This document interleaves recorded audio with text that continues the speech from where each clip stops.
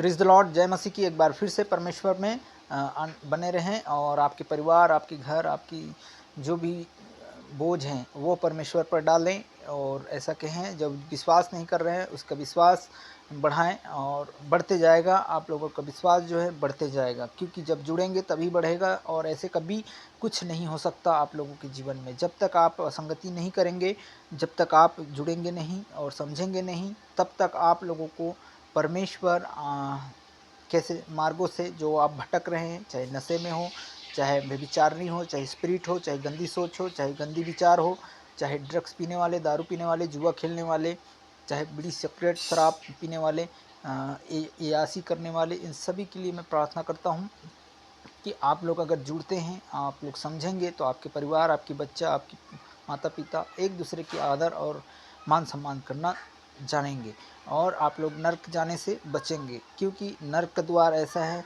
वहाँ पर मेरे प्रिय भाई बहनों, एक लाजर और व्यक्ति की कहानी और परमेश्वर धनी व्यक्ति की कहानी है, जो परमेश्वर पर विश्वास किया और उसका घर, देखिए, एक धनी व्यक्ति था, वो कहाँ चला गया? बहुत पैसा था, बहुत धनवान था, वो धनी व्यक्ति कहाँ चला गया?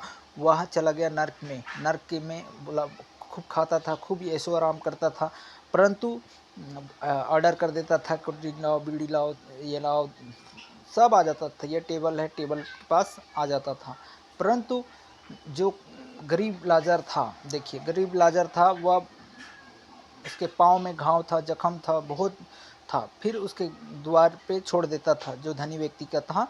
तो वैसा कुत्ता आता था, उसके पाँव को चाटता था, जख्म भरा था। एक दिन क्या हुआ, जो भी जूठन फेंकता था धनी व्यक्ति के घर से बाहर आता था, वो धनी व्यक्ति क्या करता था कि बाहर फेंकवाता था, तो वो खाने लग गया, खाता था और उसी से पेट भरता था। पर एक दिन वो धनी व्यक्ति और लाजर व्यक्ति दोनों मर गए, है ना।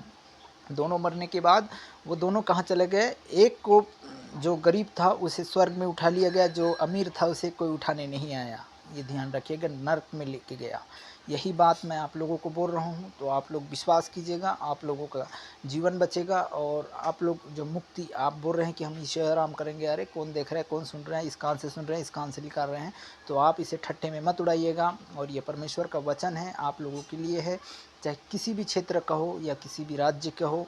मैं ये संदेश परमेश्वर का आप लोगों तक पहुंचा रहा हूं। आपके बच्चा है, आने वाले समय आपका बच्चा आप लोग जैसा कर रहे हैं, तो वैसा भी आपका बच्चा करेगा और अपराध करेगा, गुनाह करेगा। इसीलिए मैं आप प्रिय भाई बहनों, चिंता मत कीजिएगा, कहीं से भी देख रहे हो, मैं आप लोगों के लिए तो कंटिन्यू पर प्रार्थना कर रहा हूँ। मैं तो नहीं जानता आप लोगों का